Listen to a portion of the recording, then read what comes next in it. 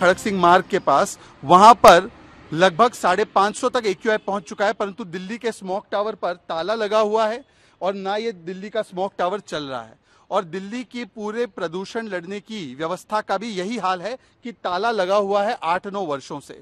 आज अरविंद केजरीवाल जी की सरकार को बताना चाहिए कि दिल्ली वासियों को और उनकी सेहत पर इस प्रकार का जो खतरा आ चुका है कि सांस लेना भी बहुत ही खतरनाक बन चुका है, बाहर जाना खतरनाक बन चुका है बच्चों के लिए, बुजुर्गों के लिए। ये इसलिए हुआ है क्योंकि अरविंद केजरीवाल आम आदमी पार्टी ने 8-9 वर्षों में कुछ नहीं किया है।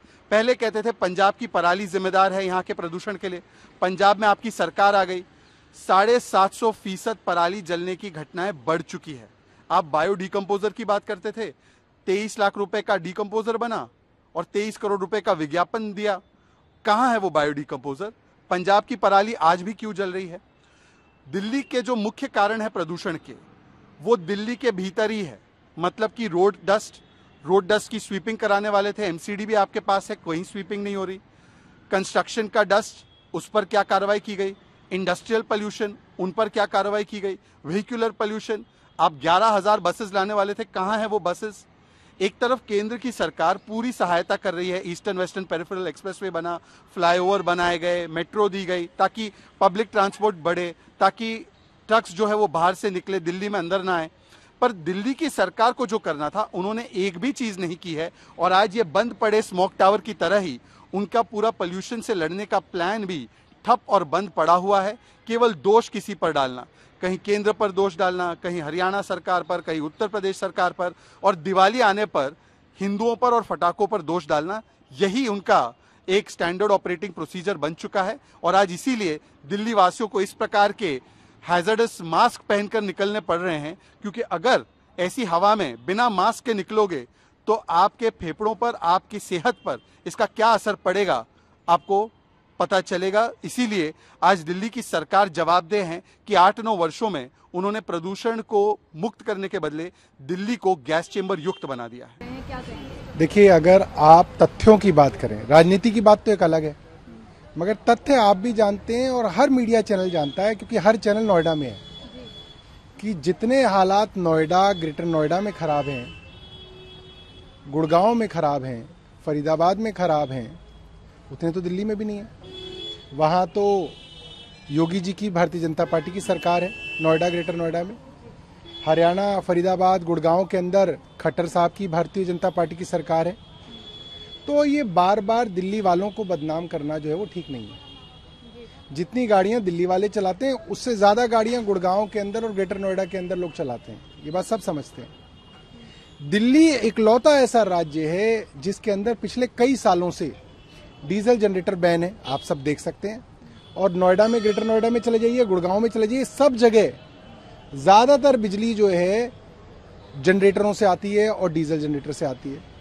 दिल्ली के अंदर ईंट के भट्टे बैन है, पॉल्यूटिंग इंडस्ट्री बैन है, हमारे थर्मल पावर प्लांट वर्षों से बैन है। और जो आसपास के राज्य हैं, क्या उन्होंने थर्मल पावर प्लांट बैन किए?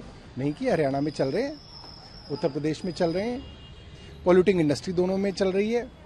दिल्ली में CNG बसें हैं और अब इलेक्ट्रिक बसें आ गई हैं। क्या यूपी ने इलेक्ट्रिक बसें ले आए? क्या हरियाणा इलेक्ट्रिक बस ले आया? लाया। तो ये बार बार ये कहना कि दिल्ली वाले जो है ज्यादा पोल्यूशन करते हैं, ये गलत है, इसको बदलना चाहिए। और अगर सब राज्य और केंद्र सरकार मिलके काम करेगी तो ही आप इस सोल्यूशन को कर सकते हैं। वरना आप ये कहें कि साहब दिल्ली में अरविंद केजरीवाल की वजह से पूरे उत्तर भारत में प्रदूषण फैल रहा है, ये तो एक मजाक की बात है। मैं आपको ये बता सकता हूँ, भारत के नक्शे पे आपको दिल्ली ढूंढने से भी नहीं मिलती है। दिल्ली जैसी छोटी सी सरकार, इतने छोटे से राज्य को चलाने वाली सरकार क्या ऐसा कर दे कि पूरे उत्तर भारत का प्रदूषण कम हो जाए? हम तो सब कुछ कर रहे हैं। हमारे यहाँ आप देख सकते हैं दिन रात जो है छिड़काव की जाती है, पॉल्यूटिंग इंडस्ट्री बैन हो चुकी है। जितने भी पब्लिक व्हीकल हैं या तो वो CNG पे हैं या आप ज्यादातर इलेक्ट्रिकल पे कन्वर्ट हो चुके हैं।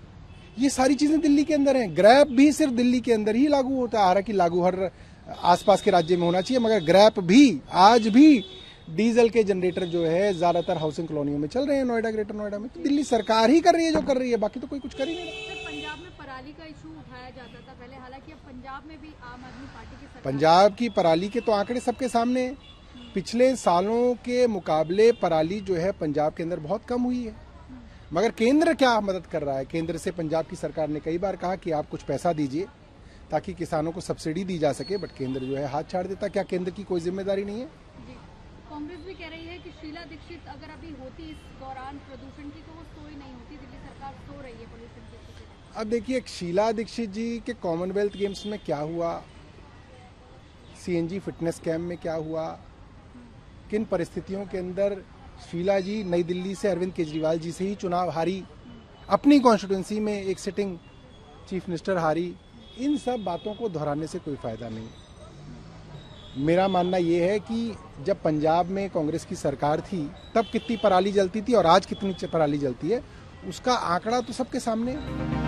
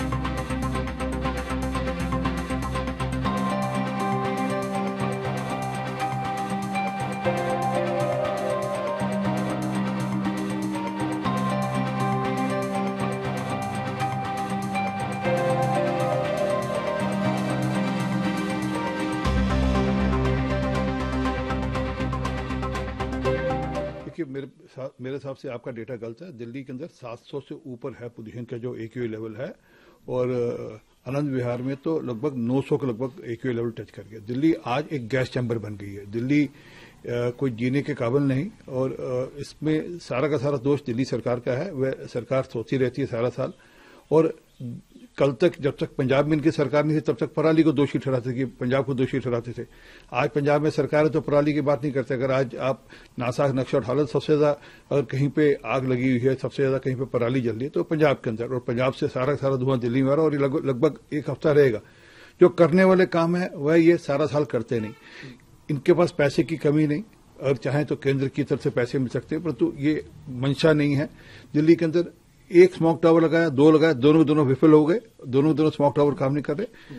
और दिल्ली के अंदर आज कम से कम नहीं तो 70-80 स्मोक टावर हो तो दिल्ली को थोड़ा राहत मिलेगी। दिल्ली के अंदर सारा साल मैकेनिकल स्वीपिंग हो, वह ये करते नहीं। ये पंजाब में इनकी सरकार है, पराली पर केंद्र ने पैसे दिए, मशीन खरीदने के लिए पैसे दिए, वो मशीनें खरीदी गई, मशीनें गायब हो गई। उस पर जांच क्यों नहीं होती? उस पर जांच हो और नई मशीनें लेकर वहां पर किसानों को राहत दी जाए, परंतु ये करते नहीं। ये एक नी जर्क रिएक्शन करेंगे कि बच्चों के लिए 2 दिन के स्कूल बंद कर दो, करना ही चाहिए, पूरी दिल्ली बंद कर देनी चाहिए जरूरत पड़े तो, परंतु ये नी जर्क रिएक्शन है। दुनिया के अंदर और भी ऐसे सिटीज हैं जहां पर इस प्रकार हुआ, और उन सिटीज ने वापस से चीजें ठीक की और आज वह बिल्कुल नॉर्मल है। लॉस एंजलिस उसमें से एक है। कल एम्बेसडर ने, यूएस एम्बेसडर ने भी ये कहा कि हमने लॉस एंजलिस ठीक किया, परंतु अफसोस है कि दिल्ली की सरकार राजनीति करने में ज्यादा बिजी है बनस्पत की दिल्ली के लिए काम करने के लिए। दिल्ली की आबोहवा की स्थिति, जो स्थिति आज सुबह में और कल शाम से जिस तरह से स्थिति और ज्यादा बिगड़ी है, लगातार हर साल हम ये चिंता जताते हैं, लेकिन इस साल एक बार फिर से स्थिति बहुत ही ज्यादा भयावह है। क्या कहना है? 100% सहमत हूं। और अगर आपको स्मरण हो, साल दर साल इस दौर में आपके सवालों की फेहरिस्त में ये महत्वपूर्ण सवाल रहता है। और अचानक से केंद्र की सरकार हो या दिल्ली से लेकर के पड़ोस की सरकार हो, सब बड़ी चिंतित दिखते हैं। फिर प्राकृतिक रूप से 20 दिन, 25 दिन, 1 महीने में चीजें स्वतः ठीक हो जाती हैं, हम बिसरा देते हैं। बिसराने का मौका नहीं है, जहर है हवा में। मैं अपने अनुभव से कहता हूं।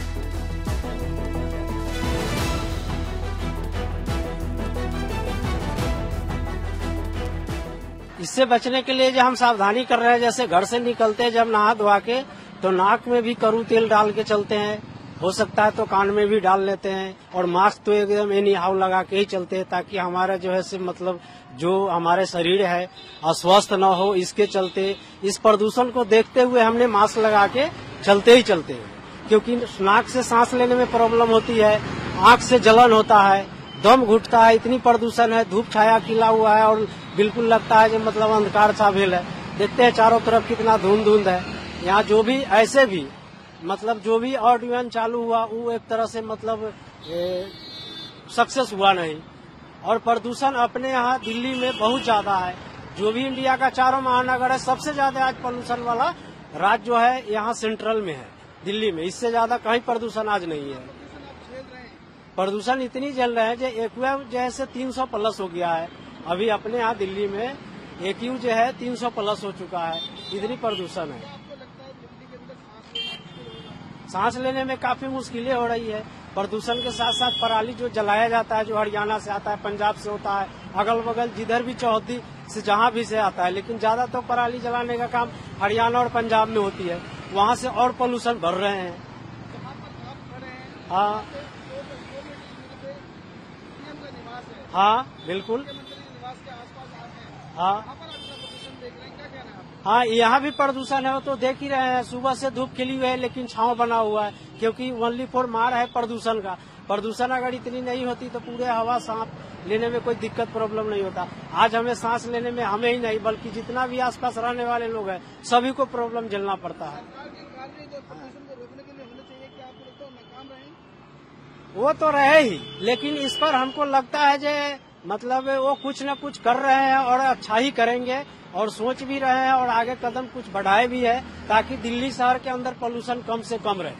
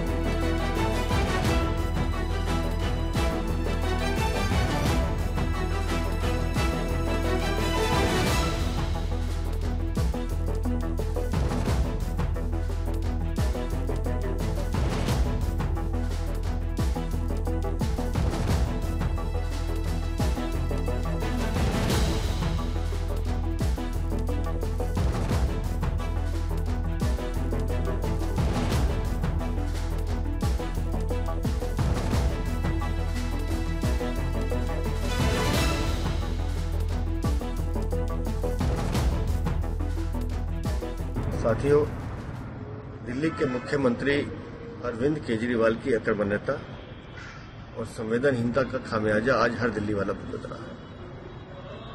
दिल्ली आज एक गैस चैम्बर में प्रतीत हो रही है। आनंद विहार में एक्यूआई 700 के आसपास पहुंच गया, और कल पंजाब में लगभग 1600 के आसपास पराली जलाने की घटनाएं हुई, सिर्फ एक दिन। अगले 48 घंटे दिल्ली के लिए बहुत भयानक रहने वाले हैं। लेकिन दुर्भाग्य से दिल्ली के मुख्यमंत्री राजनीतिक पर्यटन में व्यस्त हैं। उनसे मैं पूछना चाहता हूं, कहाँ है स्मोक टावर, कहाँ है एयर प्यूरिफायर, कहाँ है पानी का छिड़काव करने वाली मशीनें, कहाँ है आपकी 1832 टीमें जो प्रदूषण से लड़ने के लिए आपने बनाई थी? कुछ नहीं है। हर दिल्ली वाला आंखों में जलन और खांसी की शिकायत से त्रस्त है। हर दिल्ली का बच्चा सांस की बीमारी से त्रस्त हो रहा है, और उसके जिम्मेदार सिर्फ केजरीवाल आप है। 9 साल में आपने दिल्ली को बर्बाद करके रख दिया। मेरा सभी दिल्ली वालों से अपील है, बड़े बुजुर्ग जो हमारे, उनसे भी मेरी अपील है, सुबह की सैर ना करें, देर शाम को बाहर ना निकलें, और अपने घर की खिड़की दरवाजे बंद रखें। दिल्ली की हवा बहुत भयानक है, जहरीली है, और हम सबके स्वास्थ्य के लिए ठीक नहीं है।